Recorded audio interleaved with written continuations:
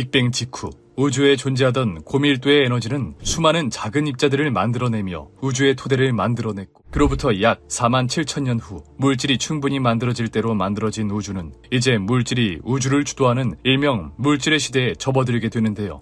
오랜 시간에 걸쳐 우주가 충분히 팽창하고 온도 역시 충분히 식게 되자 우주에 존재하는 온갖 물질들은 이제 점차 모이며 천체들을 만들어내기 시작하였고, 그 결과 오랜 시간이 흘러 우리 지구와 같은 천체들이 탄생하게 되었죠.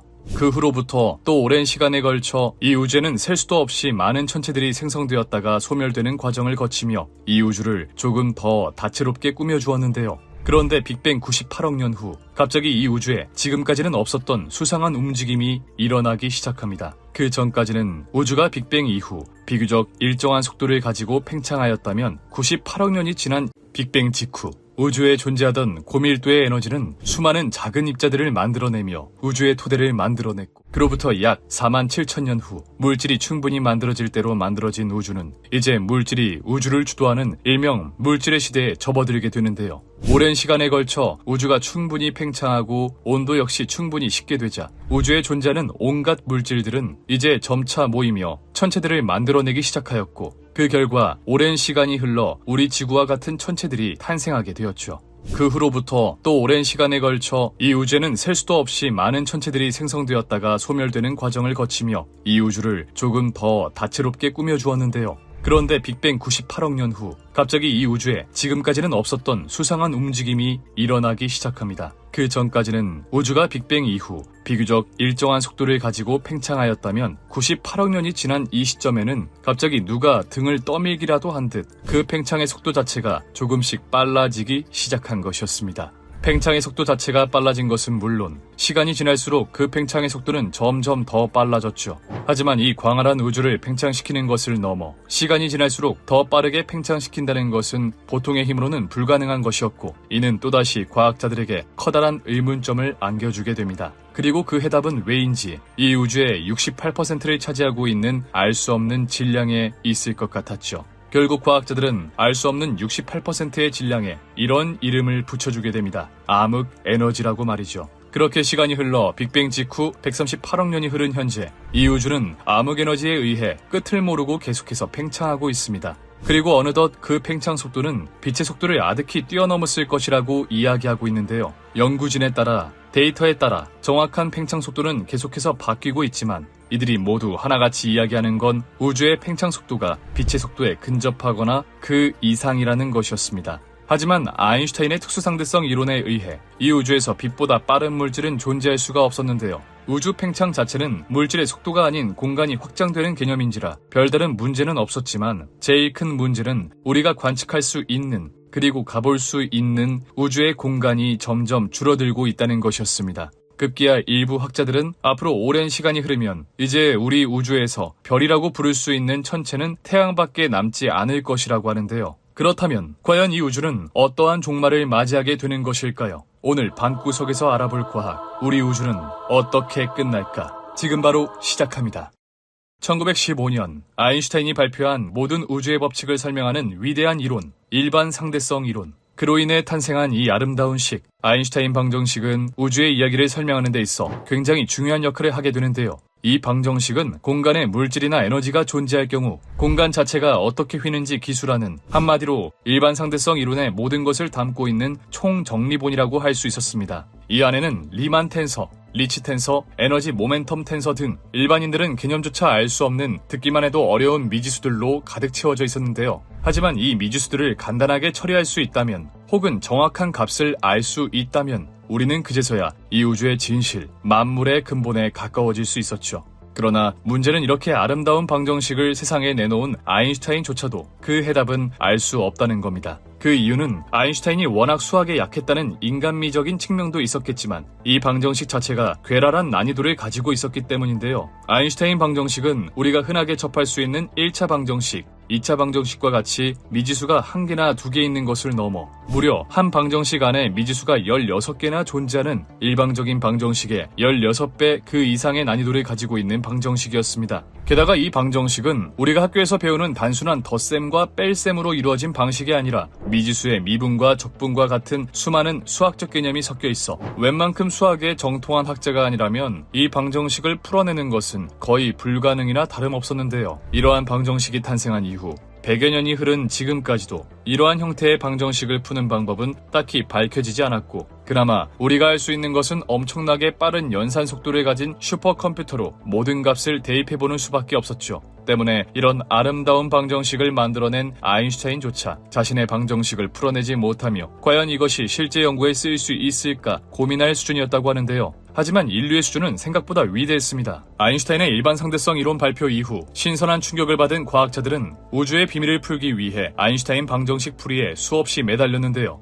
이 복잡한 수식을 이리저리 조합해보기도 하고 해체해보기도 하며 마침내 그 아인슈타인 방정식의 첫 번째 해에 도달하게 됩니다. 그리고 놀랍게도 그때까지 걸린 시간은 단 1년. 아인슈타인이 일반 상대성 이론을 발표하고 바로 1년 후인 1916년, 당시 머리 위로 포탄이 날아다니는 전쟁 중에서 군인으로 복무하고 있던 독일의 물리학자 슈버르츠 실트는 아인슈타인의 방정식을 조금 단순하게 풀어보고자 합니다. 무려 16개나 되는 미지수들의 값을 구해 풀이한다는 것은 사실상 불가능한 일이었으니 이 미지수들이 모두 상쇄되는 그런 특정한 상황을 가정해 방정식을 풀어보기로 한 겁니다. 그는 그 중에서 원형의 상황을 가정해 수많은 변수들을 획기적으로 줄여버렸고, 결국 그는 슈바르츠 실트 해라는 아인슈타인 방정식의 첫 번째 해를 내놓게 되죠. 그는 이 풀이를 통해 블랙홀을 예견해내었고, 나아가 어떤 질량을 가진 물체가 블랙홀이 될 수 있는 크기 혹은 블랙홀 자체의 크기를 계산해내며 우주론 발전에 앞장섰습니다.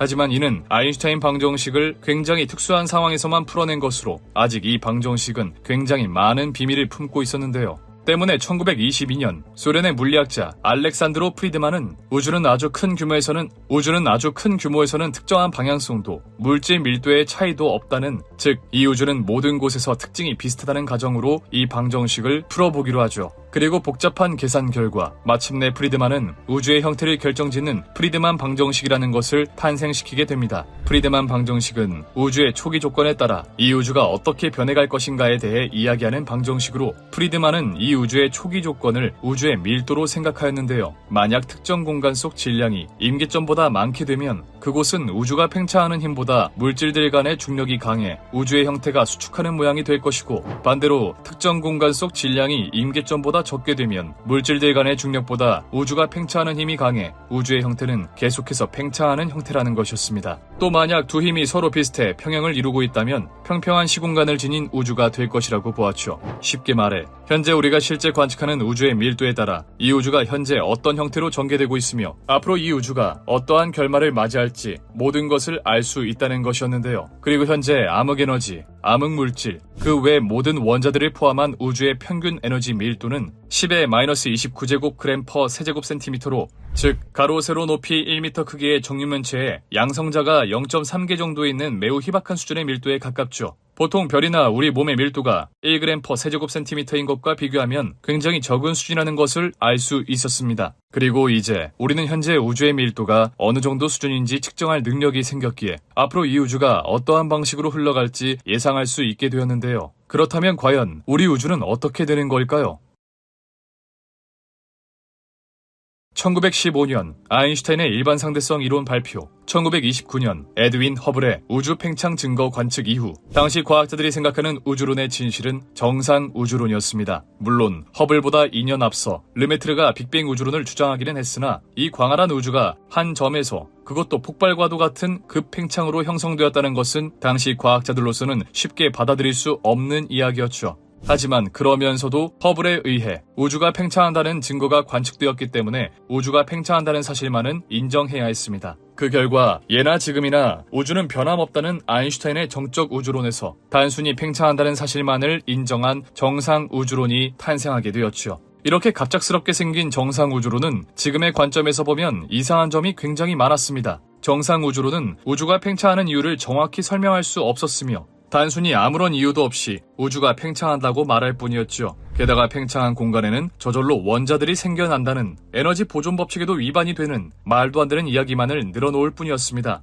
당대의 지식인이 이런 허무맹랑한 소리를 한다는 것이 굉장히 당황스러울 수도 있지만 그 당시 빅뱅 우주론이라는 개념을 처음 들은 과학자들도 현재 우리와 같은 생각을 했을 겁니다. 어떻게 이 우주가 한 점에서 팽창한다는 허무맹랑한 소리를 늘어놓느냐고 말이죠. 하지만 시간이 흘러 과학기술이 발전하고 그로 인해 천문학적 데이터가 쌓이면서 우리는 이제 정상 우주론 대신 빅뱅 우주론을 받아들이게 되었고 그 결과 우리는 이제 우주의 종말에 대해 다른 생각을 할 수 있게 되었습니다. 그리고 그 생각은 1922년 프리드만이 만들어낸 우주의 이야기 프리드만 방정식에서부터 시작하였죠. 프리드만 방정식에 의하면 우리 우주는 총 3가지의 형태를 가질 수 있었습니다. 첫 번째는 특정 공간 속에 질량이 임계점보다 많아 우주가 팽창하는 힘보다 물질들 간의 중력이 강해지는 형태였죠. 즉, 우리 우주를 외부에서 바라볼 수 있다면 이와 같은 구 형태로 생겼다는 것이었는데요. 구의 겉넓이는 반지름에 의해 결정되는 유한한 값이었지만 공은 모서리 지거나 각진 부분이 없기 때문에 끝이라고 부를 수 있는 부분은 존재할 수 없었죠.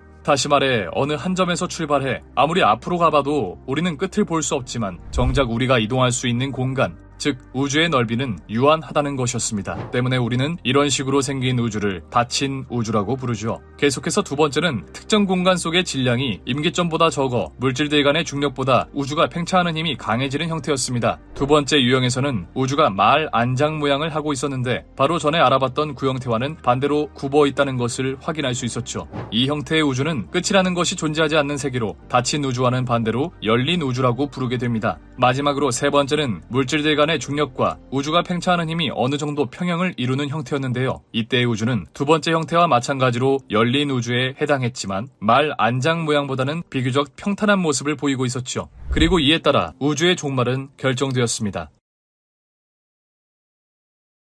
먼저 첫 번째는 닫힌 우주입니다. 닫힌 우주는 앞서 알아봤듯 우주가 팽창하는 힘보다 물질들 간의 중력이 강할 때의 이야기인데요. 이는 다시 말하면 우주가 팽창하는 힘보다 수축하려는 힘이 더욱 크다는 뜻으로 계속해서 팽창하던 우주는 어느 시점에서 팽창하는 힘과 우주 전체의 질량에 의해 발생하는 중력의 크기가 평형을 이루게 됩니다. 그리고 이 찰나의 순간을 넘기는 순간 우주는 이제 반대로 팽창, 즉 수축하기 시작하며 그에 따라 천체들의 거리는 조금씩 가까워지죠. 또 이 천체들의 거리가 가까워짐에 따라 천체들의 중력은 조금씩 증가하기 시작하고 중력이 세진 만큼 더욱 빨리 수축하면서 팽창하던 이 우주는 이제 반대로 가속 수축하는 형태를 맞이하게 됩니다. 만약 이 우주가 닫힌 우주라면 그리고 우리가 우주의 종말인 빅크런치가 일어나는 시점까지 살아있다면 우리는 여지껏 경험하지 못한 불지옥에 시달리게 될 테죠. 우선 끝없이 팽창하며 우주 전역에 2.725 켈빈으로 존재하던 우주 배경 복사는 우주가 수축함에 따라 밀도가 높아지면서 그 온도가 점차 증가하기 시작합니다. 그 온도는 우주의 수축 정도에 비례해 올라가게 되는데 만약 우주의 크기가 현재의 1000분의 1 수준에 도달하게 된다면 이때 우주의 온도는 무려 2200도로 태양 표면 온도의 절반 수준에 이를 것이라고 하죠. 만약 우리가 지구에서 이 광경을 볼 수 있다면 하늘 전체가 태양처럼 환하게 빛나는 경이로운 광경을 목격할 수 있을 겁니다. 계속해서 우주의 크기가 100만 분의 1 수준으로 수축하게 되면 우주에 존재하는 모든 별들은 뜨거운 온도를 견디다 못해 모두 폭발하게 되고 10억 분의 1 수준으로 줄어들게 된다면 이때 우주의 온도는 무려 10억 켈빈에 달해 빅뱅 이후 3분 46초 시점인 9억 켈빈보다 높아지게 됩니다. 그리고 이 시기 진작에 원자 형태로 파괴된 모든 천체들은 이제 그 원자마저 양성자와 중성자로 분리되며 태초의 빅뱅 이후 아무것도 존재하지 않던 시간으로 돌아가게 되겠죠. 이보다도 우주가 수축하게 된다면 이제 우리 우주는 빅뱅 초기와 같은 상태에 놓이게 됩니다. 이미 상당 수준으로 작아진 양성자와 중성자는 한 번 더 쪼개져 쿼크와 렙톤 상태로 존재하게 되고 온도가 올라감에 따라 양전자와 전자, 뉴트리노, 광자가 존재하던 빅뱅 초기의 상태로 돌아가게 되겠죠. 그리고 마침내 빅뱅 직후와 같아진 우주는 다시 한번 대폭발을 일으키게 됩니다. 우리는 이런 시나리오를 빅크런치, 즉 대함몰이라고 부르죠. 일부 학자들은 여기서 조금 다른 이론을 제시하기도 합니다. 허블의 관측으로 자리잡은 팽창 우주론을 발전시켜 빅뱅 이론의 대폭발 이론을 제시한 러시아 출신의 천문학자 조지 가모프는 이 우주가 빅뱅 초기 상태에 도달할 정도로 수축하긴 하지만 결코 그 특이점까지 수축하지는 않으며 특이점에 도달하기 직전 다시 한번 폭발한다는 빅 바운스 이론을 주장하였는데요. 쉽게 말해 둘 다 우주가 최대로 팽창했다가 수축한다고 하지만 빅크런치는 하나의 우주가 완전히 수축하고 새로운 우주가 탄생한다는 주장인 반면 빅 바운스는 동일한 하나의 우주가 팽창과 수축을 반복한다는 것이었습니다. 물론 증명할 방법은 없기에 우리 우주가 정말 이런 식으로 흘러갈지는 알 수 없으나 결국 우주가 유지되는 것이긴 하니 만약 우리 우주가 닫힌 우주라면 종말은 없다는 의견이었습니다. 하지만 최근 연구에 따르면 우리 우주가 이렇게 될 가능성은 제로에 가깝다고 하는데요. 만약 이 우주가 닫힌 우주라면 그 팽창 속도가 점점 더뎌져야 할 텐데 항상 같은 밝기로 빛나며 우주의 표지판 역할을 하는 1A형 초신성을 관측한 결과 이 우주는 점점 계속해서 속도가 빨라지는 가속 팽창을 하고 있었기 때문이죠. 따라서 그에 따라 이제 과학자들은 다른 형태의 우주에서 그 종말을 찾기 시작합니다. 다음으로 두 번째 열린 우주는 우주가 팽창하는 힘이 물질들 간의 중력보다 강할 때의 이야기인데요. 이는 다시 말해 우주가 팽창하는 힘이 압도적으로 커 우주가 계속해서 팽창한다는 것으로 닫힌 우주에서 일어났던 과정들이 정반대로 일어났습니다. 우주가 계속해서 팽창함에 따라 우주의 밀도는 한없이 작아지게 되고 닫힌 우주 때와는 달리 2.725 켈빈에 달하던 우주의 온도가 점차 하락하기 시작합니다. 오랜 시간이 흘러 우주는 팽창할 만큼 팽창해 하늘에서 자신 외에는 그 어떠한 천체도 찾아볼 수 없게 되고 이미 우주는 절대 영도인 0 켈빈을 눈앞에 두게 됩니다. 마지막 별들도 남아있던 수소와 헬륨 연소를 전부 소진한 뒤 꺼지게 되고 이들은 모두 중성자별, 백색 외성, 블랙홀 중 하나의 형태로 변하게 되는데요. 블랙홀은 다른 천체들을 점점 집어삼키기 시작하고 그와 함께 남아있던 가스와 먼지까지 모두 해치워버리게 됩니다. 그리고 영원에 가까운 시간인 10의 100제곱년 후 블랙홀도 호킹 복사를 통해 증발하며 물질을 이루는 근본 입자인 양성자와 중성자 역시 모두 붕괴되고 말죠. 남아있는 나머지 입자와 복사가 우주에 여전히 남아있기는 하지만 이들 역시 어마어마한 팽창 속도에 의해 빠르게 흩어지면서 사실상 우주 공간은 이제 아무것도 존재하지 않는 상태로 변하게 됩니다. 그리고 이제 천체가 존재하지도 새로운 천체를 만들어낼 수도 없는 이 우주는 사실상 죽은 거나 다름없는 상태가 되고 말죠. 그리고 우리는 이 시나리오를 차가운 우주, 즉 빅 프리즈라고 부릅니다. 이 빅 프리즈 이론은 현재까지 알려진 우주 종말 시나리오 중 가장 많은 지지를 받고 있는 이론으로 현재 계속 관측되고 있는 우주 가속 팽창의 증거에 의해 우리 우주는 열린 우주이며 열적인 죽음을 맞이할 것으로 추측되고 있는데요. 하지만 우리가 빅 프리즈를 몸소 겪기에는 너무나도 많은 시간이 필요한 것으로 보입니다. 이 상태에 들어서기 위해서는 우리가 살고 있는 지구 이외 우주에서 그 어떠한 천체도 찾아볼 수 없는 지경에 이르러야 하는데 적어도 우리 태양의 남은 수명인 78억 년 이후에도 여전히 우리 우주에는 수많은 별이 떠 있을 것이 분명하죠. 만약 우리가 이 지구를 벗어나 새로운 행성에 정착하거나 그 이상의 기술로 우주에 생존할 수 있게 된다 하더라도 우주의 열적인 죽음인 빅 프리즈 상태는 절대로 막을 수 없을 겁니다. 생각만 해도 매우 끔찍해지는 순간이죠. 하지만 열린 우주에서는 이보다도 더 심한 일이 일어날 수 있었는데요. 바로 우주에 존재하는 모든 입자들, 심지어 시공간 그 자체가 찢어져 버린다는 빅 립이었습니다. 빅 프리즈는 우주가 계속해서 팽창함에 따라 천체와 천체 사이의 거리가 멀어지게 되고 그로 인해 더 이상 새로운 별들이 만들어지지 않는 것은 물론 모든 입자들이 결국엔 원시 상태로 돌아가게 된다는 가설이었습니다. 그런데 만약 빅 프리즈보다 우주의 팽창 속도가 훨씬 빨라지게 된다면 무슨 일이 벌어지게 될까요? 간단히 예시를 들어보자면 우리가 흔히 볼 수 있는 주황색 고무줄을 잡아당겼을 때 처음에는 우리가 늘리는 만큼 고무줄 역시 늘어나게 됩니다. 하지만 그 한계점을 넘어서까지 계속해서 당기게 되면 고무줄 사이에는 미세한 틈이 생기게 되고 결국엔 끊어지고 마는데요. 우리 우주 역시 처음엔 점점 팽창하다가 그 한계점을 넘는 순간 그 공간마저 찢어져 버린다는 가설이었습니다. 이런 빅 립은 아직까지 정체가 제대로 밝혀지지 않은 암흑에너지의 성질에 따라 달려있는데요. 우선 암흑에너지는 이 우주의 69%를 차지하고 있을 정도로 굉장히 많은 양이 존재하고 있습니다. 따라서 우주가 팽창하게 되면 일반 물질과 암흑물질의 밀도는 암흑에너지의 밀도보다 더욱 빠르게 감소할 수밖에 없는데요. 이는 결과적으로 암흑물질 등이 우주 수축에 기여하는 정도보다 암흑에너지가 우주를 팽창시키는 힘이 더욱 강해진다는 이야기죠. 게다가 우주의 크기가 2배가 되었을 때 암흑에너지의 밀도는 거의 변화가 없게 되는데 만약 암흑에너지가 우리 우주를 팽창시키고 있는 것이 맞다면 우리의 우주는 지금부터 시간의 변화에 따라 지수함수적으로 팽창하며 굉장히 빠른 속도에 도달하게 될 겁니다. 그리고 계속해서 빨라지던 팽창 속도는 우주가 자신의 형태를 유지할 수 있을 정도를 넘어서 버리게 되고 결국 이 우주는 지구, 태양, 원자, 양성자, 전자,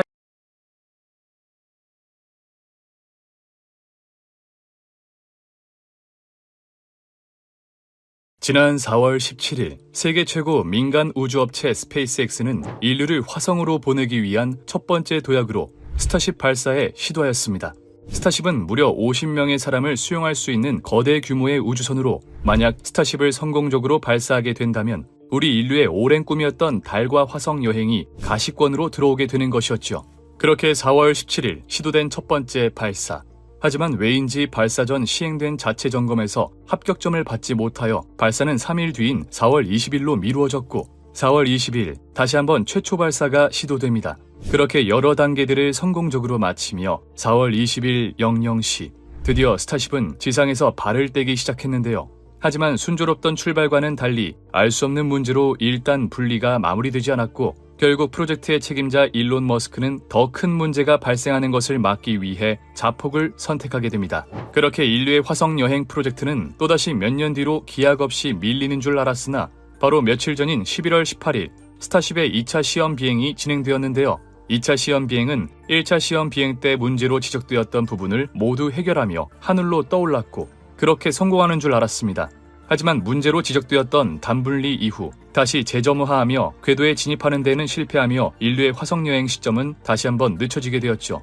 그런데 여기서 감탄스러운 점은 1차 시도 이후 적어도 몇 년은 걸릴 줄 알았던 2차 시험 비행이 고작 7개월 만에 재개되었다는 것이었는데요. 물론 일론 머스크가 항상 상상을 초월하는 속도로 우리들을 놀라게 하는 사람이긴 하지만 그것을 감안하더라도 7개월이라는 기간은 너무나도 짧은 기간이었죠. 그 덕에 인류의 우주여행은 수십 발자국은 가까워진 것이 맞긴 하지만 왜 그는 그렇게 무리한 일정으로 시험 발사를 진행한 것이었을까요? 이는 사실 과학사의 발전에서 절대 빠질 수 없는 정치, 사회적인 문제가 함께 포함되어 있었습니다. 2023년 현재 전 세계는 미국과 중국의 싸움이 전 세계의 미래를 결정하고 있다고 해도 과언이 아닌데요. 그 중에서 미국은 2025년까지 달에 유인 착륙을 하는 것을 목표로 하는 아르테미스 계획을 진행 중인데 이렇게 자꾸 실패를 거듭하게 되면 어쩔 수 없이 그 기간은 연기될 수밖에 없을 겁니다. 그런데 이 상황에서 중국 역시 2027년까지 달에 유인 탐사선을 보내겠다는 목표를 발표하게 되면서 현재 미국과 중국은 보이지 않는 우주 경쟁, 다시 말해 냉전 시대의 도래를 암시하고 있었죠. 과거 미국은 소련과의 우주 경쟁에서 소련이 미국보다 먼저 인공위성을 쏘아 올리며 충격을 주었던 스푸트니크 쇼크를 겪은 적이 있었는데요. 이때 미국은 소련을 빠른 속도로 따라잡기 위해 막대한 자본을 쏟아부으며 심지어는 달에 핵을 쏘려는 계획까지 논의되었었죠. 1903년 라듐과 플루늄을 발견한 공로로 노벨 물리학상을 수상한 퀴리 부인. 당시까지만 해도 라듐과 플루늄 같은 원소들이 고에너지의 방사선을 방출하는 것은 마치 에너지 보존 법칙을 위배하는 듯 보였기에 노벨상을 수상하는 데에 충분하였죠. 다시 말해 영원히 에너지가 뿜어나오는 무한 동력을 발견한 것이나 다름없는 상황이었습니다. 하지만 2년 후 아인슈타인의 특수상대성 이론 중 질량 동등성 증가 원리에 의해 이 현상이 증명되며 방사성 원소가 에너지 보존 법칙을 준수하는 것은 물론 질량이 에너지로 바뀔 수 있다는 아주 중요한 개념이 탄생하게 됩니다. 그럼에도 불구하고 이 방사선 원소가 뿜어내는 아름다운 빛의 정체는 베일에 쌓여 있었는데요. 결국 라듐은 새로운 원소와 어두운 곳에서도 빛나는 특징으로 과학계뿐만 아니라 일반인들에게도 각광받기 시작했고 그 빛을 쬐면 인체에 이롭고 심지어는 젊음도 찾을 수 있다는 믿음까지 생겨나며 거의 만병통치약 수준으로 여겨지게 되었습니다. 그에 따라 품귀 현상을 보이며 이 당시 라듐 1g의 가격은 무려 10만 달러에 달했는데 2023년 현재의 가치로 환산하면 약 130만 달러, 한화로는 무려 17억에 해당하는 값비싼 금속이었죠. 하지만 이 라듐의 발견이 인류의 발전에 끼친 영향은 단순히 새로운 원소의 발견 그 이상이었습니다. 이 신비로운 빛의 정체에 의문을 가지던 마리 퀴리의 딸 이렌 퀴리는 라듐이 숨기고 있는 비밀을 알아내기 위해 연구를 시작합니다. 그러다 라듐에서 나온 방사선이 그 앞에 놓인 베를린 금속박에 도달할 때 알 수 없는 입자가 튀어나오는 것을 발견하게 되는데요. 게다가 그 뒤에 방사능을 차폐한다고 알려진 납을 놓아보아도 그 입자는 멀쩡하게 납을 통과하였죠. 여기서 멈추지 않고 이번에는 베릴륨 금속박 뒤에 파라핀을 놓았는데 베릴륨에서 튀어나온 알 수 없는 입자가 다시 한번 파라핀에게서 또 다른 입자를 튀어나오게 하였죠. 그때까지의 상식으로는 엄청나게 작은 에너지를 가지고 있는 방사선이 원소의 무언가를 밀어낸다는 것은 감히 상상조차 할 수 없는 일이었습니다. 하지만 분석 결과 그 입자는 분명히 양성자였고 이 현상은 마치 계란으로 바위를 치는 것을 넘어 바위를 밀어내는 수준의 말도 안 되는 것이었죠. 놀라운 연구 성과에 흥분한 일행과 졸리우 부부는 곧바로 연구 결과를 논문으로 작성해 세상에 알리게 되는데 그 시각 영국에서도 비슷한 실험을 진행 중이던 과학자가 있었으니 그의 이름은 제임스 체드윅. 그는 영국 케임브리지 대학에서 열악한 환경으로 이렌이 진행한 것과 동일한 실험을 진행 중이었죠. 하지만 간발의 차로 이렌에게 순번을 빼앗기게 되자 이참에 그녀의 논문을 샅샅이 뜯어보기로 합니다.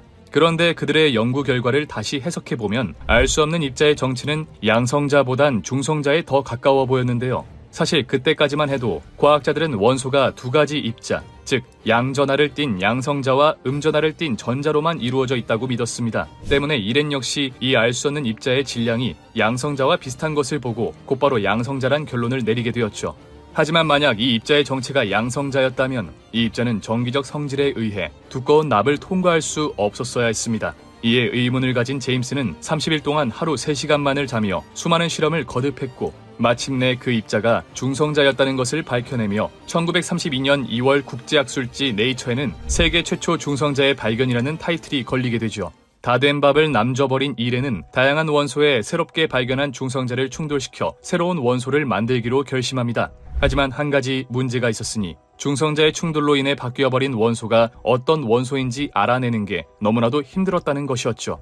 실제 그녀는 우라늄을 가지고 연구를 진행했는데 어떨 때는 89번 원소인 악티늄이 나오기도 했고 또 어떨 때는 57번 원소인 란타넘이 나오기도 했죠. 매 실험마다 다양한 원소가 나오는 것은 과학적으로 도저히 이해할 수 없는 현상이었고 게다가 당시까지의 원소 변환 사례들을 보면 92번 원소인 우라늄은 91번이나 93번 같이 비교적 가까운 위치로만 변환이 되었어야 했는데 이번에는 89번과 57번이라니 너무나도 동떨어져 있는 것이었습니다. 하지만 만약 우라늄이 이 원소들로 바뀌지 않았다면 도대체 그 물질의 정체는 무엇이었을까요? 그가 발견한 란타넘과 바륨과 같이 행동하는 물질들은 정말 란타넘과 바륨 그 자체의 가능성이 높았습니다.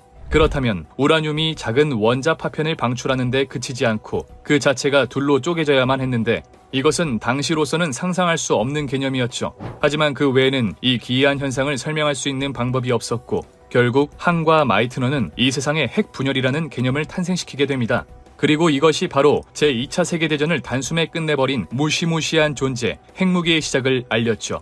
1939년 8월 헝가리의 물리학자 레오 실라르드는 당시 과학계에서 핫하던 주제인 핵분열에 상당한 관심을 보였는데 한창 전 세계를 휩쓸고 다니던 독일이 핵무기를 만들고 있다는 소식에 그는 이 잠재적 위험을 경고하기 위해 편지를 하나 작성하기 시작했고 자신이 속해 있던 과학 아카데미 사람들과 함께 당대 물리학계의 거장 아인슈타인의 직인을 받아 미국의 루즈벨트 대통령에게 편지를 전달하게 됩니다. 편지를 전달받은 루즈벨트 대통령은 이 소식에 크게 충격을 받았고 결국 1940년 2월 루즈벨트 대통령은 본격적인 핵개발 프로젝트를 진행하게 됩니다. 엔리코 페르미를 필두로 시작된 이 연구는 점차 규모가 커져갔고 같은 해 10월 9일 루즈벨트 대통령 지시하에 맨해튼 프로젝트가 본격적으로 시작되죠. 이후 오펜하이머, 닐스 보어, 존 폰 노이만, 리처드 파인만 등이 추가로 차출되며 연구는 계속되었고 맨해튼 프로젝트가 종료될 당시 이 프로젝트에 참여한 인원만 무려 13만 명에 달했다고 합니다. 그리고 이 프로젝트에 들어간 비용은 상상을 초월했는데 고작 5년 남짓 진행된 이 프로젝트에 들어간 비용만 당시 돈으로 20억 달러, 2023년 기준으로 따지면 330억 달러인데 하나로 약 40조 원에 가까운 어마어마한 금액이었죠. 이 금액은 2023년 현재 한국 총 국방 예산 약 57조 원의 70%에 달할 정도로 미국이 맨해튼 프로젝트에 얼마나 진심이었는지 알 수 있었습니다. 이런 미국의 노력은 다행히 매우 성공적이었고 1945년 8월 6일 오전 8시 15분 당시 일본에서 8번째로 인구가 많았던 지역 히로시마에 세계 최초 핵무기 리틀보이가 투하되죠. 리틀보이가 투하된 히로시마는 엄청난 빛과 굉음이 울려 퍼지며 주변 1.6km를 쑥대밭으로 만들었는데요. 당시 그곳에 있던 사람들은 물론 건물마저 흔적도 알아볼 수 없게 사라져버렸고 무려 14만 명의 사상자가 발생하게 되었죠. 당시 측정된 폭발력은 16킬로톤이었는데 그마저도 핵무기 속 물질이 1.7% 반응한 결과였습니다.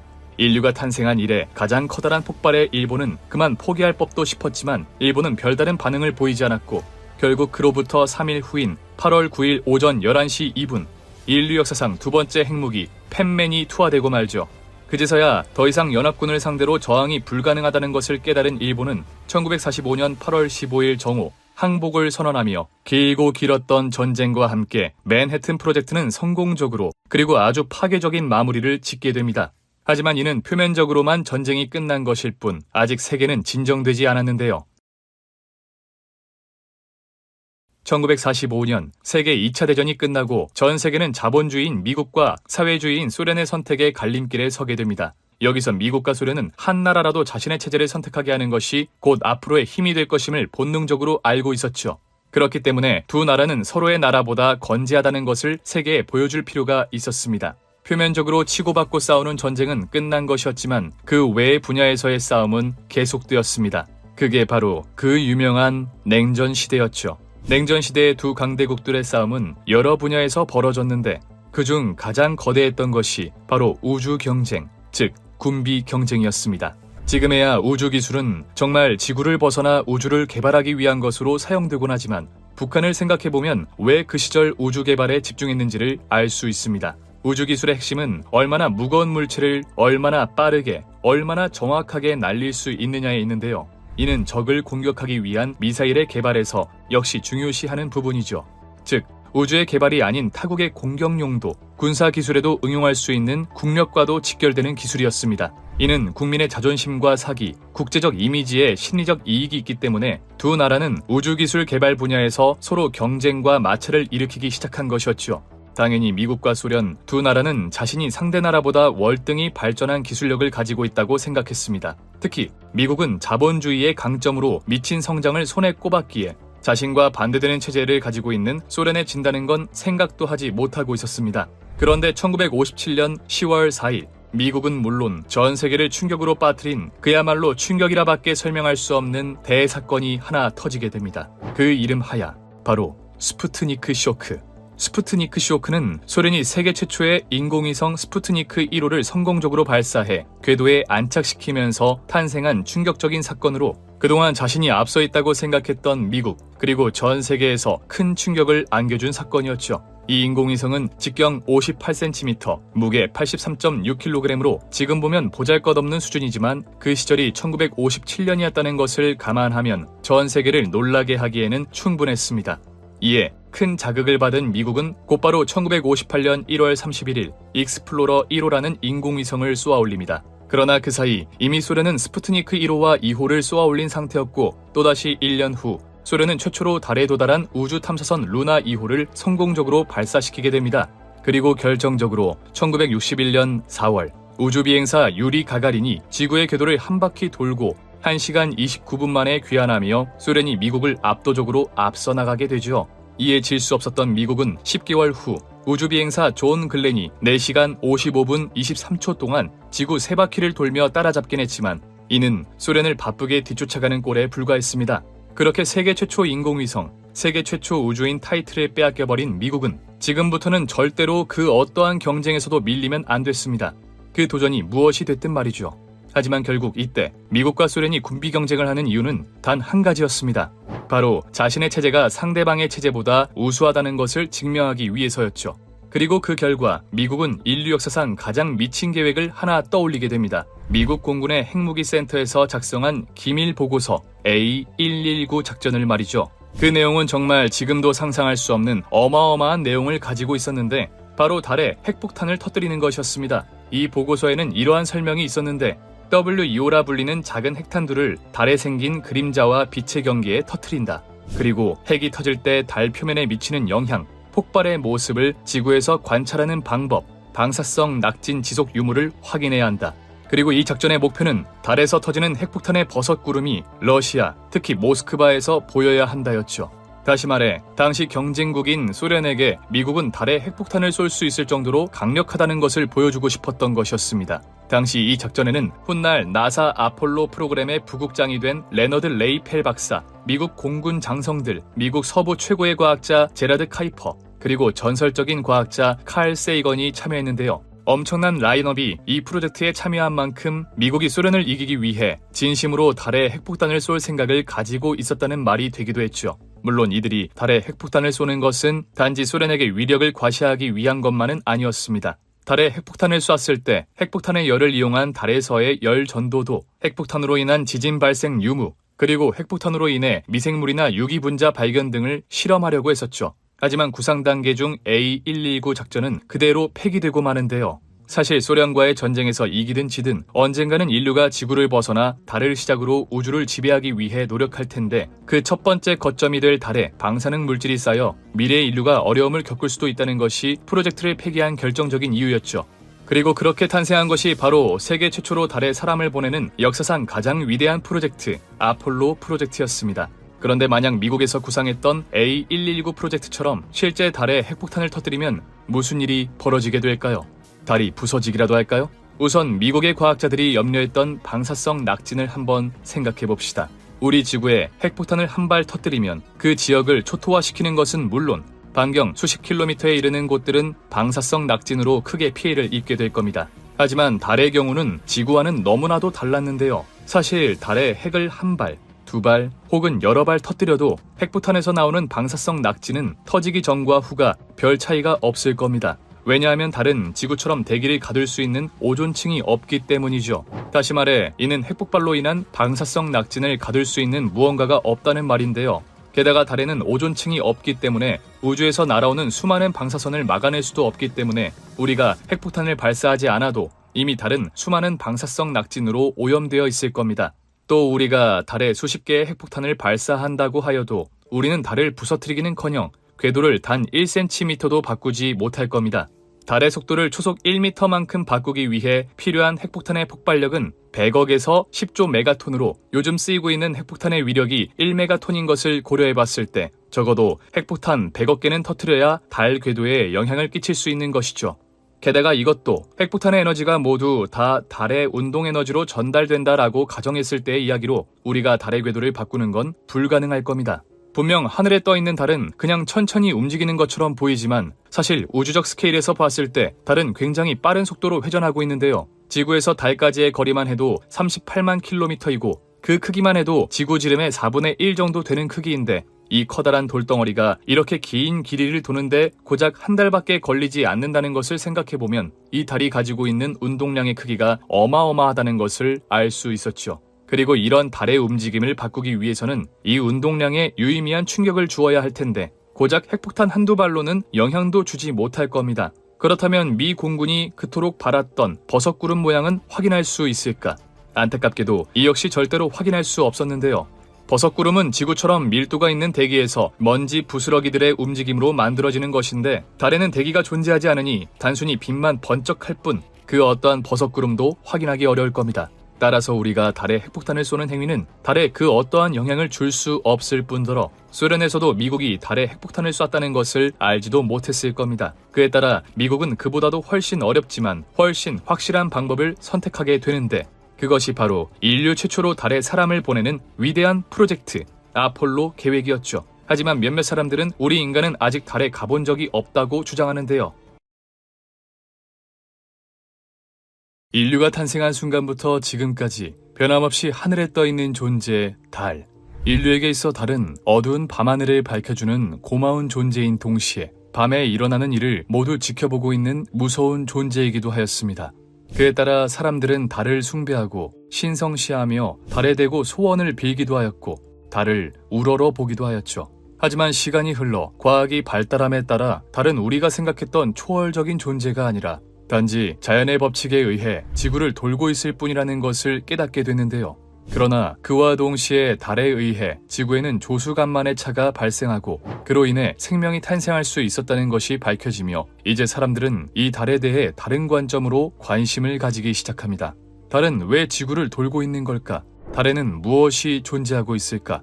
달에는 사람이 살 수 없을까? 등등. 그렇게 날이 갈수록 달에 대한 의구심만 증폭되고 있던 어느 날 마침내 인류는 그 의구심을 풀어낼 아주 좋은 기회를 하나 얻게 됩니다. 바로 1961년 시작돼 1969년 결실을 맺은 미국의 유인 달 탐사 프로젝트 아폴로 계획에 의해서 말이죠. 그렇게 닐 암스트롱은 인류 최초로 지구가 아닌 다른 천체에 발을 내디디며 인류의 영원한 호기심 영역에 있던 달 탐구를 시작했고 그로 인해 우주에 대한 이해도가 대폭 증가하며 2023년 오늘날 우리는 비약적인 발전을 누릴 수 있었죠. 그런데 몇몇 사람들은 미국이 달에 갔다 온 것이 그저 하나의 연극에 불과하다고 하는데요. 이 모든 것은 소련에 비아냥대기 위해 미국이 만들어낸 사기극에 불과하며 인류는 달에 갔다 온 적도 갔다 올 수도 없다고 이야기합니다. 아폴로 계획은 1957년 소련이 인류 최초로 스푸트니크 인공위성을 쏘아 올리면서 시작됩니다. 많이들 알고 계시다시피 이 시기는 세계를 반으로 갈라놓았던 제2차 세계대전 이후 자본주의와 공산주의 두 체제로 나뉘어 서로가 상대방보다 낫다고 자랑하던 시기였는데요. 당연히 자본주의였던 미국은 공산주의였던 소련보다 훨씬 잘 나가고 기술력 역시 상당히 좋다고 생각했었는데 자국에 비해 여러모로 뒤처진 나라라고 여겼던 소련이 제일 먼저 인공위성 발사에 성공하자 굉장히 큰 충격을 먹은 것이었죠. 이는 단순히 자신보다 못한 나라에게 당했다라는 열등감만이 문제가 아니라 미국에 사는 그리고 자본주의 체제를 따르고 있는 모든 국가들의 국민들이 미국에 대한 의심을 품을 수도 있었던 큰 사건이었는데 그래서 이를 스푸트니크 인공위성이 가져다준 충격이다라고 해서 스푸트니크 쇼크라고 부르기도 하죠. 아무튼 그렇게 더 이상 소련에 뒤처질 수 없었던 미국은 이를 극복하기 위해 소련이 아직 도전하지 못했으며 지금까지의 소련을 압도할 수 있는 기술력을 선보이기로 합니다. 그것이 바로 달에 사람을 먼저 착륙시킨 뒤 귀환시키는 아폴로 프로젝트였던 것이죠. 1960년대에 미국은 이 계획에 집착하듯이 달라붙었었는데 실제 이 당시 나사의 1년 예산이 미국 GDP의 0.75%를 차지했던 것을 보면 굉장하다고 할 수 있죠. 정부의 조세 수입의 0.75%도 아니고 나라가 1년간 벌어들인 총 수입의 0.75%라는 건 정말 어마어마한 수치였습니다. 1973년 봄 실제 아폴로 계획에 투입된 예산의 규모가 나사에 의해 공식적으로 보고되었는데 그 금액만 자그마치 254만 달러로 당시 대한민국 GDP의 2배에 육박하는 금액이었죠. 2023년 환율로 계산해보자면 무려 1722.1억 달러, 한화로 약 206.7조 원에 해당하는 금액인데 2022년 나사의 현재 1년 예산 240.4억 달러의 7배 이상, 한국 GDP의 10%, 한국 예산의 약 32.4%, 그리고 2021년 한국항공우주연구원의 예산이 6,150억 원에 불과한 것을 보면 어떻게 미국이 그 당시 달에 사람을 보낼 수 있었는지 알 수 있는 대목이었죠. 사실 이 정도면 미국이 왜 이런 어마어마한 돈을 쓰면서까지 달에 가려고 했을까라는 의문이 들 수도 있지만 이때 미국이 정치적으로 그리고 세계사적으로 굉장히 위태로운 위치에 있었던 것은 물론 심지어 1961년에는 소련이 보스토크 1호로 세계 최초의 유인 우주선 제작국이라는 타이틀까지 얻으면서 미국은 가뜩이나 스푸트니크로 상처받은 자존심에 비수까지 꽂힌 느낌이었죠. 결국 미국도 이에 응수하기 위해 유리 가가린의 첫 번째 우주비행 이후 한 달도 안 되어 머큐리 계획을 통해 첫 우주비행을 감행했으나 소련의 보스토크가 단 한 번의 시도로 지구를 한 바퀴 돌고 온 것과는 달리 몇 번의 시도 끝에 소련을 따라가는 모습을 보여주며 미국은 상당히 애가 타는 상황이었습니다. 결국 소련의 부상에 위협을 느낀 미국은 1961년 5월 25일 미국의 대통령 존 F 케네디는 그 유명한 말을 내뱉게 됩니다. 1960년대 안으로 인간을 달에 보내겠습니다. 그리고 1962년 9월 12일 휴스턴에 위치한 라이스 대학교 경기장에서는 보다 정확히 달에 가겠다는 목표를 내세웠죠. 우리는 달에 갈 것입니다. 우리는 10년 안에 달에 갈 것이고 다른 일들도 할 것입니다. 쉽기 때문이 아니라 어렵기 때문입니다. 연설 직후 소련의 우주 개발을 이끌던 세르게이 코롤로프는 니키타 흐루쇼프 서기장에게 소련도 달 탐사에 나서야 한다고 강력히 주장했지만 흐루쇼프는 큰 비용이 드는 모험을 내켜하지 않았죠. 하지만 막강한 경제력을 바탕으로 일단 큰소리친 미국 역시 비용이 부담되기는 마찬가지였는데 나사 직원들도 이 연설을 듣고선 그야말로 기겁을 했다고 합니다.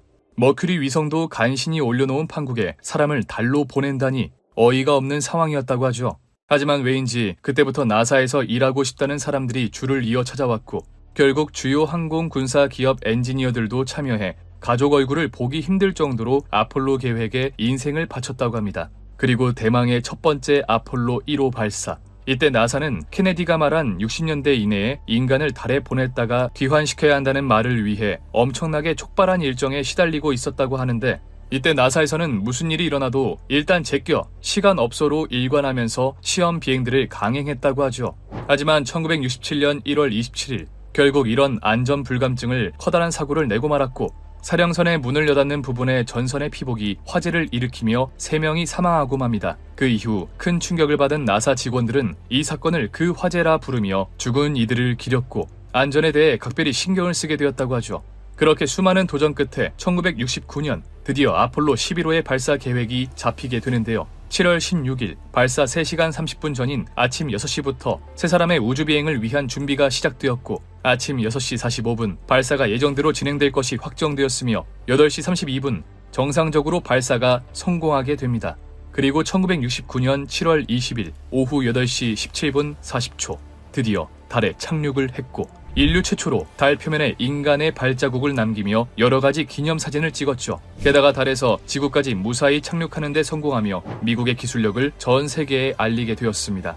하지만 몇몇 사람들은 이처럼 모든 것이 공개되어 있고 모든 것이 감탄스러웠던 이 아폴로 프로젝트를 보고 전부 거짓이며 날조된 정보들이라고 주장하는데요.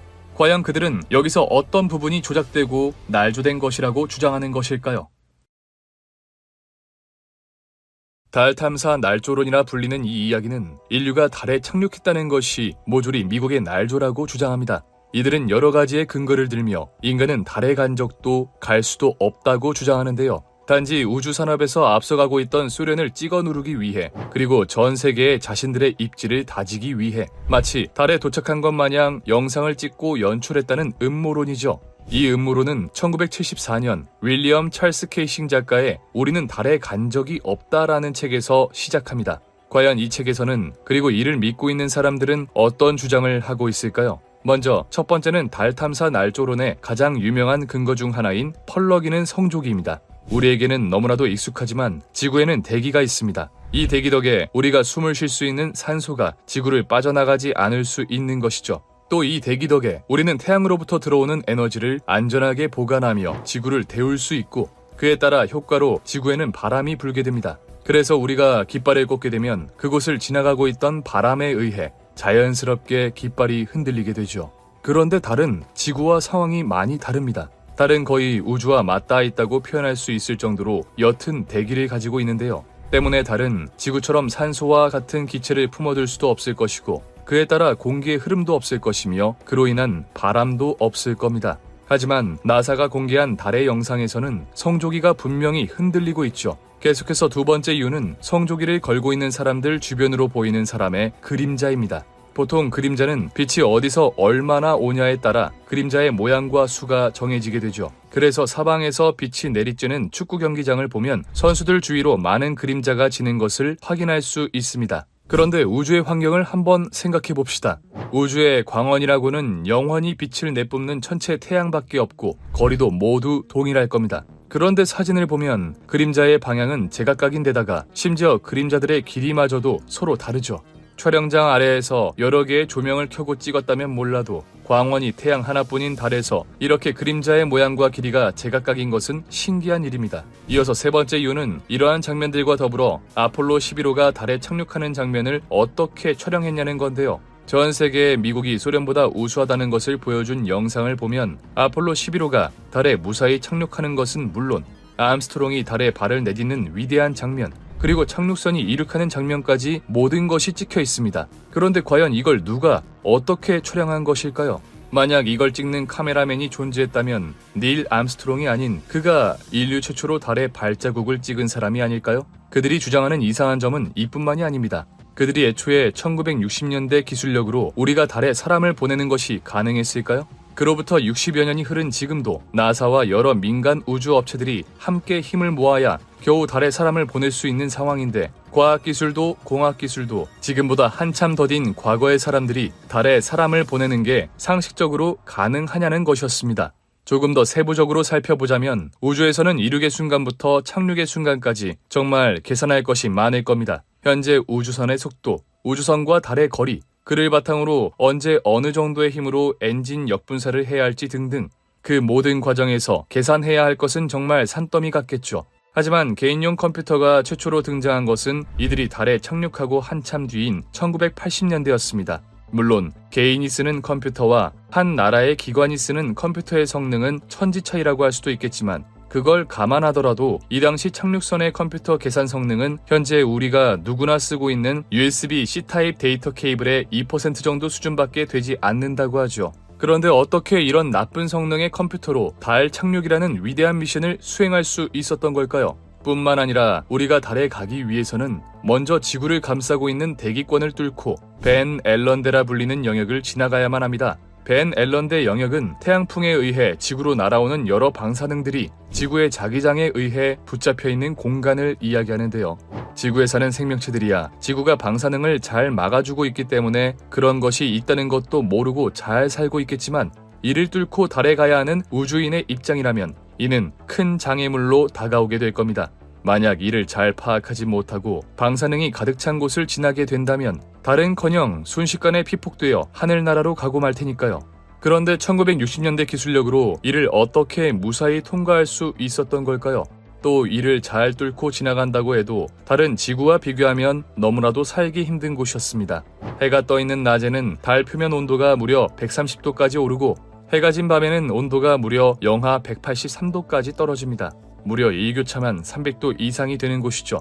그런데 아무리 우주복을 입고 있다고 해도, 아무리 엄청난 기술력으로 무장된 우주선 속에 있는다 해도 이 말도 안 되는 일교차를 견딜 수 있을까요? 만약 우리가 지구부터 달까지 가는데 반나절이면 가능하다면 이 문제는 조금 해결이 되겠지만, 우리가 지구부터 달까지 간 시간 역시 이들에게는 이상한 일이었습니다. 이들은 아폴로 11호의 속도가 비정상적으로 빠르다고 주장하는데요. 지구부터 달까지의 평균 거리는 약 38만 4,400km. 지난 2019년 세계 최초로 달 뒷면에 착륙하는 데 성공했던 중국의 창어 4호 로켓은 2018년 12월 7일에 발사되어 2018년 12월 12일이 되어서야 도착할 수 있었습니다. 지구부터 달까지 가는데 5일간의 시간이 소요된 것이었죠. 그런데 아폴로 11호가 이 긴 거리를 주파하는 데 걸린 시간은 단 4일. 과학이 발달할 대로 발달한 21세기에 지구부터 달까지 5일이 걸렸는데, 그보다도 훨씬 전인 1960년대에 4일밖에 걸리지 않았다는 것이 이들이 주장하는 달 탐사가 조작인 마지막 이유였습니다. 분명 이들의 주장은 어느 정도는 다 그럴듯해 보입니다. 충분히 그럴 수 있다고 생각할 수 있는 근거들이죠. 하지만 여기에 과학을 대입해보면 이들의 주장은 순식간에 무너지고 마는데요. 먼저 첫 번째로 아무런 이유도 없이 펄럭이고 있는 성조기. 이는 앞서 말했듯 달 탐사 날조론에서 가장 유명한 문제로 1992년 나사가 공식 해명을 하기도 했는데요. 그들의 설명에 의하면 성조기 위쪽에 가로막대를 넣었고 밑부분에는 줄을 넣어 얕게 울게 함으로써 깃발이 바람에 휘날리는 효과를 연출했다고 하죠. 다시 말해 성조기가 바람에 의해 흔들리는 것이 아니라 일부러 흔들리는 느낌을 주기 위해 연출을 했다는 건데요. 실제 영상을 보면 깃발의 가로 부분에 막대기를 넣어둔 것이 분명히 보이고, 사람의 움직임을 제외하면 깃발이 움직이지 않는 걸 확인할 수 있었습니다. 사실 달까지 가서 성조기를 꽂는다는 의미는 자신과 우주 경쟁을 하고 있는 소련에게 미국의 위대함을 표출하기 위함으로 일부러 펄럭이는 모션을 주기 위해 이러한 연출을 했다는 것이었는데, 이는 그 누구도 예상하지 못한 달 탐사 날조론을 만들어내고 말았죠. 계속해서 두 번째, 성조기를 걸고 있는 사람들 주위로 보이는 사람의 그림자. 사실 여러 개의 그림자가 서로 각기 다른 길이를 가지고 있다는 것은 그리 이상한 일이 아닙니다. 꼭 달이 아니더라도 우리는 주변에 이러한 현상을 쉽게 볼 수 있죠. 바로 지형이 울퉁불퉁할 때가 그 순간인데, 달 표면 역시 운석에 의해 파인 크고 작은 크레이터에 의해 각기 다른 그림자를 확인할 수 있었던 겁니다. 그렇다면 이와 연관되었던 의문, 촬영한 사람은 도대체 누구였는가? 이는 너무나도 간단한 문제였습니다. 사실 아폴로 11호에는 닐 암스트롱 이외에도 2명의 우주비행사가 추가로 탑승하고 있었는데요. 이들은 제각각 서로 다른 임무를 받아 수행했고, 그중 한 명의 역할이 달의 궤도에 도착한 본체에 남아 이들의 모습을 찍는 것이었죠. 다시 말해 사령선 안에 그대로 탑승하고 있던 우주비행사 마이클 콜린스가 착륙하고 있던 이들의 모습을 촬영했던 겁니다. 뿐만 아니라 착륙선에서 암스트롱이 달에 착륙하는 사진은 착륙선 내부에 부착되어 있던 카메라가 문을 개방함과 동시에 바깥으로 나오며 사진을 찍게 된 것이었죠. 그렇다면 이런 모든 게 1960년대에 가능한 기술이었을까? 이에 대해 나사는 이 당시 아폴로 11호가 탐사를 하는데 그렇게 많은 계산을 요하는 문제가 없었다고 이야기합니다. 이들은 아폴로 11호에 좋은 성능을 가진 컴퓨터를 실을 수 없는 것을 생각하여 사전에 미리 궤도를 모두 정밀하게 계산해 놓았다고 하는데요. 대신 아폴로 11호에는 혹시라도 생길 수 있는 변수들을 계산하기 위한 간단한 컴퓨터를 실어두었다고 하죠. 실제 21세기에 접어든 현재에도 우주선에 들어가는 컴퓨터는 우리가 사용하는 고성능 컴퓨터가 아니라 몇십 년 전에나 썼을 법한 구닥다리 컴퓨터를 사용한다고 하는데, 고성능 컴퓨터에 들어가는 반도체가 너무나도 민감하다 보니 기압이 바뀐다거나 온도가 바뀐다거나 하는 등의 환경 변화로 오작동을 일으킬 우려가 있어 성능은 조금 떨어질지라도 내구성 하나만큼은 강력한 구닥다리 컴퓨터를 사용한다고 합니다. 그런데 아무리 이들이 내구성이 강하다고 해도 방사선 앞에서는 취약할 텐데 엄청난 방사선을 품고 있는 벤 앨런대는 도대체 어떻게 뚫은 것일까? 사실 벤 앨런대를 뚫는 것 역시 크게 문제가 되지는 않았습니다. 벤 앨런대는 지구 자기장에 의해 우주에 존재하는 여러 방사선들이 붙잡혀 있는 곳인데 이곳에 붙잡혀 있는 방사선은 사실 얇은 알루미늄판이며 전부 막히는 약한 존재들이었죠. 그리고 우주선 자체가 상상 이상으로 두꺼운 금속판으로 덮여져 있기 때문에 벤 앨런대에서 나오는 방사선을 막는 것은 그리 어려운 일이 아니었을 겁니다. 실제 아폴로 11호에 참여했던 우주 비행사들의 피폭량은 연간 피폭량 한계치의 발끝에도 미치지 못한 수준이었다고 하죠. 하지만 아무리 방사선을 견뎌냈다고 해도 달이라는 환경 자체는 굉장히 험난한데 이들이 어떻게 300도에 이르는 일교차를 견딜 수 있었을까? 이는 지구와 달이 근본적으로 다른 환경이라는 것을 이해하면 별로 어렵지 않은 문제였습니다.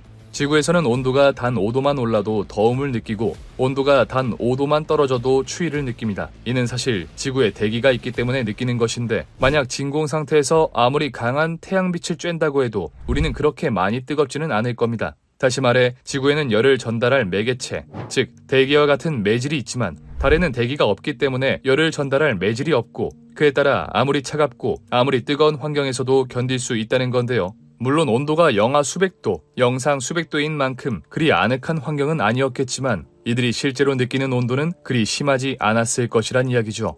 마지막으로 아폴로 11호의 속도는 어떻게 반박할 수 있을까? 사실 얼마 전 중국이 발사한 창어 4호와 60년 전 발사한 아폴로 11호의 속도는 별반 다르지 않았습니다. 물론 1일 차이가 나긴 하지만 여기서 1일 차이는 다른 데에서 생기는 원인이었죠. 애초에 창어 4호의 목적은 아폴로 11호와는 너무나도 달랐는데 이들은 지금까지 인류가 직접 보지도 가보지도 못했던 달의 뒷면에 집중했습니다. 달의 뒷면은 지구의 전파가 닿기 힘든 곳으로 어떻게 생겼는지조차 제대로 알 수 없는 곳이었는데요. 중국의 연구진들은 달의 뒷면을 연구하기 위해 창어 4호를 발사했고 창어 4호는 달의 궤도에 도착해 달의 뒷면 중 안전한 곳을 찾아 착륙하기 위해 시간을 많이 썼다고 하죠.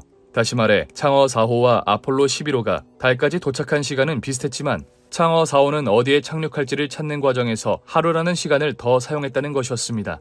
이렇게 달 탐사 날조론자들이 이야기하는 근거들은 모두 과학의 이야기로 반박이 되었죠. 하지만 그럼에도 불구하고 남는 마지막 의문점이 하나 있었는데 그렇다면 왜 지금은 달에 가지 않느냐는 것이었습니다. 아폴로 11호의 성공 이후 무려 60년이라는 시간이 흐른 만큼 우리는 비약적으로 과학기술이 발전하고 경제적 수준 역시 상당히 올라왔는데 왜 그 후로는 달에 사람이 간 적이 한 번도 없는 것일까요? 사실 이는 어른들의 사정이 아주 크게 작용하였습니다. 1960년대 미국이 달 탐사에 목을 맸던 이유는 자신이 열등하다고 생각했던 소련에게 큰 폭으로 밀리며 시작된 것이었는데요.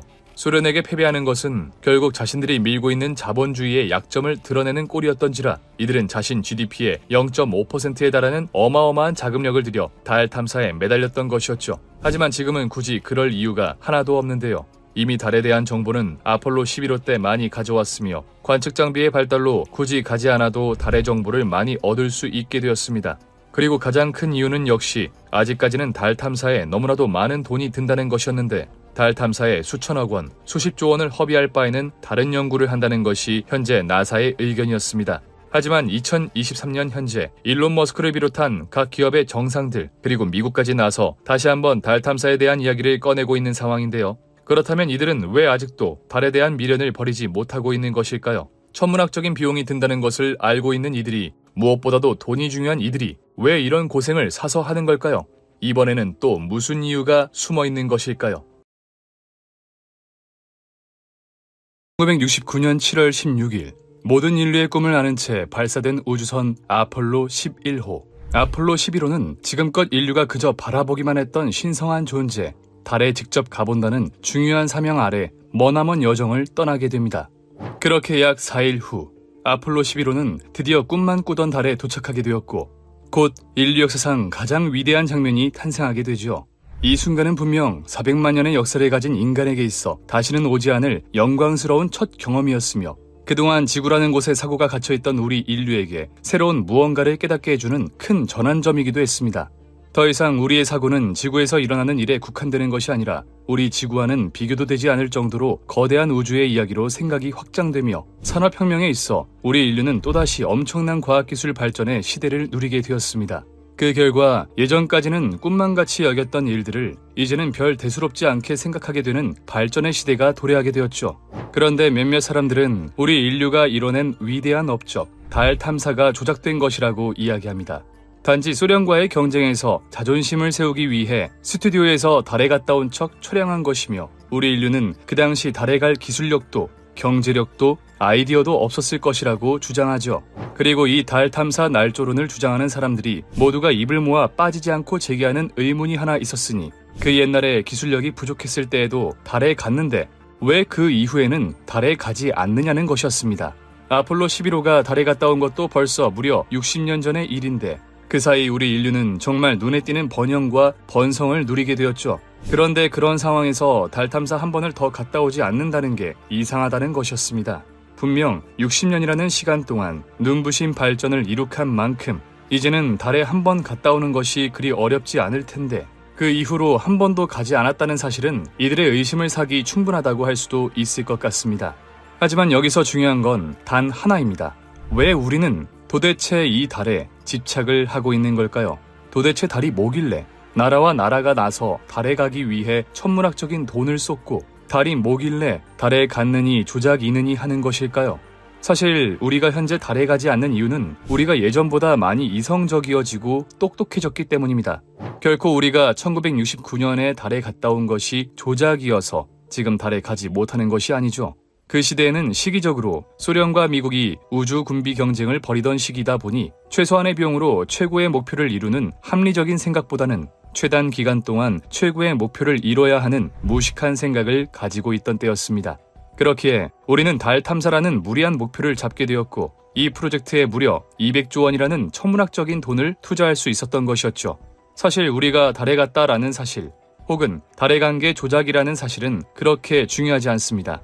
왜냐하면 애초에 미국과 소련이 달 탐사에 집착했던 이유는 달에 대한 무궁무진한 호기심을 풀기 위해서라기보다는 상대 나라보다 자신의 나라가 우수하다는 것을 보여주기 위함이 훨씬 컸으니 말이죠. 게다가 그로부터 60년이 흐른 현재, 지금은 그 전보다 과학기술이 비교도 되지 않을 수준으로 발전했기에 굳이 직접 달에 가지 않아도 우리가 원하는 달에 대한 정보는 지구에서도 충분히 얻을 수 있습니다. 굳이 200조 원이라는 말도 안 되는 돈을 들여서까지 직접 달에 갈 이유가 하나도 없다는 것이죠. 그런데 왜 우리는 아직도 이 달에 가지 못해 안달인 것일까요? 왜 미국은 갑자기 이 달에 가려고 온 힘을 다하고 있는 것일까요? 지금으로부터 약 400만 년 전 고요하던 이 지구에 폭풍을 가져다줄 존재가 하나 탄생하게 됩니다. 바로 현재 이 지구를 지배하고 있는 위대한 동물 인간이 말이죠. 사실 인간이 등장하기 전까지 지구에는 많은 동식물들이 살고 있었습니다. 오히려 인간이 지구를 지배했던 기간보다는 인간 이전의 동물들이 지구를 지배했던 기간이 훨씬 길 정도죠. 하지만 그 동물들과 인간은 너무나도 달랐습니다. 그들은 비록 우리보다 몸집이 크고 강한 힘을 가지고 있을지언정 우리보다 똑똑하지는 못했습니다. 단지 본능에 이끌려 배가 고프면 사냥을 하고 잠이 오면 잠을 자고 놀고 싶으면 노는 그야말로 동물이라는 정의에 가장 들어맞는 생활 양식을 가지고 있었죠. 하지만 그에 비해 인간은 그들처럼 행동하고 싶어도 그렇게 살 수 없었습니다. 배가 고파 사냥을 하기에는 너무나도 약한 힘을 가지고 있었고 그저 끌리는 대로 하고 싶은 대로 본능이 이끌리는 대로 살기에는 제약 조건이 너무나도 많았죠. 결국 그들은 이런 악조건 속에서 살아남기 위해 다른 동물들보다 똑똑해지는 선택지를 걷게 됩니다. 그리고 엄청난 진화를 이룩하게 된 인간은 마침내 이 지구를 지배하게 되었는데 문제는 여기서부터 시작됩니다. 인간 탄생 이전까지 지구를 지배하고 있던 동식물들은 지구의 환경을 파괴할지언정 자연 상태에 존재하지 않는 무언가를 새로 만들어낸 적은 없었습니다. 다시 말해 그들은 그저 원래 존재하던 걸 섭취하고 먹고 먹힐 뿐이었죠. 하지만 인간은 새로운 물질들을 마구마구 만들어내었습니다. 물론 이 우주상에 존재하는 물질일 수도 있겠지만 적어도 이 지구에 그리 많지 않은 것들을 마구 만들어내기 시작합니다. 대표적인 예시로 바로 플라스틱이 있겠죠. 그렇게 지구는 이전까지는 자신이 만들어낸 것들만 컨트롤하면 됐었다면 이제는 인간이 만들어낸 것까지 소화해야만 하는 어려운 임무를 맡게 됩니다. 그리고 그 해결책으로 혹은 우리 인류의 무분별한 발전의 부작용으로 지구는 온도를 올리기 시작했죠. 결국 지난 2015년 유엔이 주최한 파리 기후협약에서는 산업혁명 이후 지구의 온도가 2도 상승하는 것을 규제하기로 합의했는데요. 사실 말이 2도지 이미 산업혁명 이후 지금까지 1도가 오른 상태로 여기서 1도가 더 오르게 된다면 우리는 2도 상승을 막지 못하게 될 겁니다. 그렇다면 과연 2도가 무엇이 그렇게 중요한 걸까? 고작 1, 2도 차이가 어떤 유의미한 변화를 줄 수 있기에 이렇게 호들갑인 걸까라고 충분히 생각하실 수 있습니다. 하지만 이미 지구는 과거에 비해 많이 뜨거워졌고 그렇기 때문에 이 1, 2도의 차이가 굉장히 큰 것이었는데요. 만약 지구의 온도가 여기서 1도 이상 더 상승하게 된다면 우선 첫 번째로 바닷속에 살고 있는 산호초들이 사라질 것이라고 합니다. 고작 산호초가 없어지는 건 또 무슨 문제냐라고 하실 수 있지만 산호초는 바닷속 생명체들에게 있어 굉장히 소중한 보금자리인데요. 현재 어류 중에 4분의 1은 어린 시절 이 산호초에서 보내며 어른이 될 때까지 다른 포식자들로부터 몸을 숨깁니다. 하지만 이 산호초가 없어진다면 어린 개체들이 살아남기 어려워질 것이고 이는 다시 말해 생물의 다양성이 붕괴되어 우리가 바다로부터 얻을 수 있는 식량이 줄어든다는 것을 의미하기도 하죠. 뿐만 아니라 온도가 올라가는 만큼 그 영향 역시 우리들에게 직접적으로 다가올 겁니다. 올해 여름만 해도 폭염을 기록할 때는 이렇게 더웠던 적이 있나 싶을 정도로 연일 기록을 갱신했는데 언젠가부터 기록을 갱신할 정도로 덥지 않은 해가 없었던 느낌이죠. 게다가 이런 이상기후로 홍수나 폭설, 허리케인 같은 것이 예전보다 훨씬 빈번하게 발생하고 있는데 여기서 중요한 건 아직 지구의 온도는 1도밖에 오르지 않았다는 것이었습니다. 만약 여기서 1도가 더 올라 총 2도가 오르게 된다면 그때는 하루 걸러 하루꼴로 자연재해가 찾아올지도 모르죠. 물론 그때가 되면 빈번하게 찾아오는 자연재해를 막을 방법을 마련하겠지만 우리가 사용할 수 있는 재원과 물자를 고작 기후재난에 의해 무너지는 걸 막는 데 써야 할 겁니다. 다시 말해 미래를 위한 무언가 새로운 가치를 만들기 위해 재원을 사용하는 것이 아니라 과연 과거 인간의 업보로 인해 찾아오는 자연재해를 막기 위해 돈을 허투루 쓰게 된다는 것이었죠. 하지만 절망적인 소식은 여기서 끝이 아니었는데요. 2015년 100개가 넘는 나라가 모여 합의한 파리기후협약은 지구의 온도가 상승하는 것을 막기 위해 온실가스 배출량을 줄이겠다는 약속을 했습니다. 예를 들어 한국은 온실가스 배출량을 24%, 미국은 28% 줄인다는 식으로 말이죠. 하지만 여기서 문제는 100개국의 나라들이 전부 약속한 대로 온실가스 배출량을 100% 줄이는 데 성공했다고 해도 우리는 지구의 온도가 올라가는 걸 막을 수 없었습니다. 100% 줄인다고 해도 지구의 온도는 거의 3도 가까이 올라가게 될 것이라는 현재 국제기구 IPCC의 발표였습니다. 때문에 현재 우리는 지금까지의 생각과 지금까지의 기술로는 이 온난화 현상을 막을 수 없는데요. 이를 막기 위해서는 지금까지는 없었던 혁신적인 기술이 필요할 겁니다. 그리고 과학자들은 그 방안으로 이야기하는 것이 바로 달이었는데요. 날이 갈수록 심해지는 자연재해, 끝을 모르고 올라가는 온도, 계속해서 부족해져만 가는 식량. 인류에게 있어 지구는 더 이상 살아가기에 적합한 행성이 아니게 되고 있고 과거 지구에 군림하던 공룡이 한순간에 사라져버렸던 것처럼 우리 인간도 임계점을 넘어서는 순간 이 지구에서 사라져버릴지도 모릅니다. 하지만 다행히도 우리 인간은 공룡과는 전혀 다른 지적 생명체입니다. 공룡들은 우주에서 날아오는 운석을 피할 겨를도 피할 생각도 막을 생각도 없었겠지만 우리는 공룡처럼 그렇게 속수무책으로 당하고 있지만은 않을 겁니다. 그에 따라 우리는 이 지구에서 오랫동안 살아남기 위해 인간이라는 종을 지키기 위해 새로운 방법들을 마련하고 있는데요. 그리고 그 방법의 첫 번째 단계가 바로 달이었죠. 사실 지구와 비슷한 행성을 찾아 식민지로 만든다는 계획은 꽤나 오래전부터 있어왔던 계획입니다. 보통 테라포밍이라고 부르는 것이 바로 그것이죠. 하지만 사실 현재 인류가 달에 집착하는 것에는 진짜 이유가 숨어 있었습니다. 2023년 현재 이 세계는 과거 미국이 겪었던 소리 없는 전쟁, 냉전이 다시 시작되고 있는데요. 과거에는 제2차 세계대전 이후 어떤 체제가 우수하냐를 놓고 미국과 소련이 경쟁을 벌였다면 현재에는 과거의 냉전의 연장선상에서 누가 앞으로 이 세계를 지배할 것이냐를 놓고 미국과 중국이 경쟁을 벌이고 있죠. 불과 몇 년 전까지만 해도 우주 산업에서 중국의 이야기는 찾아볼 수 없었지만 최근 몇 년 사이 중국은 무섭게 성장하며 홀로 달의 탐사 로봇도 보내고 화성에도 보내고 또 자국이 직접 운영하는 독자적인 우주정거장까지 만들고 있는 상황이죠. 그에 따라 미국은 중국의 이런 성장에 현재 자신이 유지하고 있는 우주기술의 1위를 공고히 하기 위해 과거 소련의 콧대를 누르기 위해 달에 사람을 보냈던 것처럼 이번에도 중국의 콧대를 누르기 위해 달에 사람을 보내려고 하고 있는 것이죠. 하지만 단지 달에 가서 발자취만 남기고 왔던 과거의 아폴로 11호와는 다르게 이번에는 달에 가는 명확한 이유와 매력적인 근거가 있었습니다. 바로 달에 묻혀있는 무궁무진한 자원 때문이었죠. 달에는 수많은 암석들로 구성되어 있는 암석형 위성인데 달의 표면에는 아주 신비한 물질이 하나 있다고 합니다. 그것은 바로 헬륨3. 현재 태양은 스스로 빛을 내면서 그와 함께 바람을 일으켜 자신이 만들어낸 여러 가지 물질들을 내뿜고 있는데 그중 하나가 바로 헬륨3인데요. 태양의 영향권 안에 있는 천체들이라면 모두 태양의 영향을 받아 헬륨3가 쌓이겠지만 지구 같은 경우는 자체 자기장으로 항성풍을 막아주기 때문에 우리가 안전할 수 있는 것이고 또 동시에 헬륨3를 얻을 수 없는 것이기도 하죠. 하지만 달에는 자체 자기장이 없기 때문에 몇십억 년간 이 달에 태양풍이 날려보낸 헬륨3가 상당히 퇴적되어 있을 겁니다. 그렇다면 과연 이 헬륨3가 왜 중요한 걸까? 현재 우리는 우주로 뻗어나가는 것 이외에 영원한 숙제를 하나 안고 있습니다. 바로 영원히 벗어날 수 없을 것 같은 지옥 같은 굴레, 에너지 부족 문제죠. 이 문제를 해결하기 위해 정말 많은 방법을 시도하고 있지만 그 중에서 가장 유력하고 또 됐으면 하는 것은 핵융합 기술인데요. 핵융합 기술은 말 그대로 원자와 원자를 핵융합 반응시켰을 때 나오는 어마어마한 에너지로 발전을 하는 것인데 이론상으로는 수소도 가능하고 헬륨도 가능하고 불가능한 원소가 없죠. 하지만 실질적으로 가능하냐를 따져봤을 때 가장 용이할 것으로 보이는 것이 바로 헬륨3인 것인데요.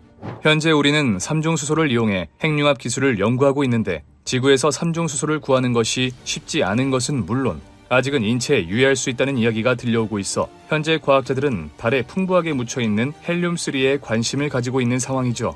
물론 이 달에 헬륨3가 얼마나 매장되어 있느냐는 과학자들의 의견에 따라 갈리기는 하지만 그래도 보통 평균적으로 1에서 200만 톤 정도는 가지고 있을 것으로 보고 있는데요. 만약 우리가 핵융합 기술을 완벽히 구현해내는 데 성공한다면 달에 있는 헬륨3만으로 앞으로 인류의 에너지 부족 문제는 해결되고도 남을 겁니다. 하지만 여기서 문제가 되는 것이 하나 있었으니 그렇다면 달에 있는 희귀 자원 헬륨3는 누구의 것일까요? 이 때문에 현재 미국은 물론 중국과 같은 나라들까지 달 탐사에 앞장서고 있는 건데요. 만약 어떤 나라가 압도적으로 빠른 속도로 우주를 개발해 헬륨3를 독차지할 수 있다면 그때는 헬륨3를 얼마나 가지고 있느냐가 나라의 힘을 결정하게 될 겁니다. 사실 그래서 미국을 비롯한 많은 나라는 이러한 문제를 비롯한 우주 조약을 하나 맺었는데요. 그 내용에 따르면 달을 비롯한 모든 천체에 대해서 소유권을 주장할 수 없다는 것이었죠. 만약 어떤 선진국 하나가 천체 하나를 점령하는데 성공했다면 그 천체의 수를 늘리는 것은 시간 문제일 것이고 어느 정도 선진국이었던 나라들은 간신히 뒤따라잡을 수 있겠지만 그보다 못한 나라들에게는 기회조차 없는 것이기에 균등한 발전을 위해 그리고 우리 인류를 위해 이러한 조약을 맺은 것이죠. 하지만 안타깝게도 이 완벽해 보이는 조약에는 아주 커다란 약점이 있었는데요. 이 조약은 천체에 대한 소유권만을 보장하고 있을 뿐 천체에서 나오는 자원에 대한 소유권은 명시하고 있지 않다는 점이었습니다. 다시 말해 달, 화성, 목성은 가질 수 없어도 이 천체에서 나오는 어마어마한 양의 자원은 소유할 수 있다는 것이죠. 그래서 최근에는 지구에 사는 인류의 공통적인 발전을 위해 자원조차도 공유하자라는 조약을 만들자는 이야기가 나오고 있지만 아직까지는 그에 대한 소식이 들려오지 않고 있는 상황이죠. 그리고 이것이 바로 각 나라들 그리고 스페이스X, 블루 오리진 같은 기업들이 하루빨리 달에 가기 위해 노력하는 이유일지도 모릅니다. 물론 이런 세속적인 이유 이외에도 달에 주목하는 이유는 분명히 있었습니다. 현재 스페이스X의 CEO 일론 머스크는 지구를 떠나 화성으로 이주하는 프로젝트를 진행하고 있는데요. 그는 현재 2029년까지 화성에 기지를 만드는 것을 목표로 하고 있는데 그러기 전 필요한 초석이라고 할 수 있는 게 바로 달의 기지화 전략이었죠. 아무리 화성이 지구 바로 옆에 붙어있는 행성이라고 하지만 분명 지구와 화성 간의 차이는 어마어마할 겁니다. 그 먼 거리를 한 번에 주파한다는 것은 아무리 기술이 발전한다고 해도 결코 쉬운 일은 아니죠. 뿐만 아니라 지구에는 강력한 중력과 뚫고 나가야 할 대기가 있기 때문에 한 번에 거대한 용량을 쏘아 올리는 건 역시 쉽지 않은 상황인데 만약 조금씩 달에 물건을 옮겨놓고 달에서 한 번에 크게 화성으로 간다면 훨씬 수월하지 않을까요? 그래서 이것이 바로 현재 행성 테라포밍 계획에 있어 달이 첫 번째 목표인 이유였던 것이죠. 뿐만 아니라 얼마 전 우리나라가 다누리를 쏘아 올릴 때 나사에서 긴급하게 무언가를 부탁했다고 하는데 그것은 바로 그림자의 음영을 찍을 수 있는 카메라인 섀도우캠을 탑재해달라는 것이었다고 합니다. 그렇다면 섀도우 캠으로 무엇을 하려는 걸까? 우리가 다른 행성으로 이주하기 위해 필요한 것은 당연히 엄청나게 많겠지만 그 중에서 우리 인간이라는 생명체가 살기 위해서 필요한 것은 바로 물이라고 할 수 있을 겁니다. 그런데 최근 밝혀지고 있는 연구에 따르면 우리의 달에도 물이 존재할 가능성이 있다고 하는데요. 현재 추측하고 있는 바에 따르면 달의 극지방에 6억 톤가량이 묻혀 있을 것으로 추정되고 있죠. 물론 우리가 생각하는 바다처럼 찰랑찰랑한 물이 있는 것은 아니지만 가로 세로 깊이 1m 정도 되는 토양에 작은 음료수 캔 하나 정도 되는 수분이 포함되어 있을 가능성이 있다고 하는데, 만약 우리가 여기서 수분을 포집할 수 있다면 달에서도 물을 마시는 게 가능해질지도 모릅니다. 그리고 달에서 얻어낸 기술로 다른 행성에서도 테라포밍의 어려움 중 하나인 물 부족 문제를 해결할 수 있을 겁니다. 그렇게 달은 인류에게 너무나도 중요하고 매력적인 천체일 수밖에 없는 것이었죠. 인류가 태어난 순간부터 지금까지, 그리고 앞으로도 어두운 밤하늘을 밝혀줄 소중한 존재 달. 겉보기에 달은 그저 밤에 떠있는 무능한 천체처럼 보이지만 만약 달이 없었다면 조수간만의 차가 없어 바다에서 생긴 생물이 육지로 올라오지도 못했을 것이며 육지에 올라온 생물이 진화하여 우리 인간 같은 생명체도 만들지 못했을 겁니다. 뿐만 아니라 만약 달이 없었다면 우리는 매일 밤 캄캄한 세상 속에 살며 아직까지도 어둠을 두려워하고 있겠죠. 게다가 이 달은 우리 인류에게 아낌없이 자원을 퍼주고 있는데, 만약 우리가 이 자원을 성공적으로 채집하고 성공적으로 사용할 수 있다면 우리는 다시 한번 문명의 발전을 겪게 될지도 모릅니다. 과연 우리는 달 탐사를 성공적으로 이뤄내어 문명의 발전을 누릴 수 있을까요? 지금까지 방구석 과학이었습니다.